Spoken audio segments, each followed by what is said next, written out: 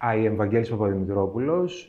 I am a postdoc researcher at Pandion University, Athens, Greece. Also, I am a lecturer of political theory and political philosophy and political economy.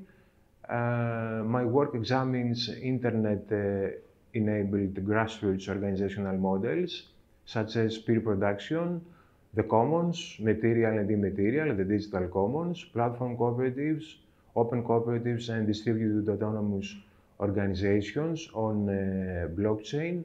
I'm working in particularly on theorizing and merging the commons with platform cooperatives under the model of open cooperativism.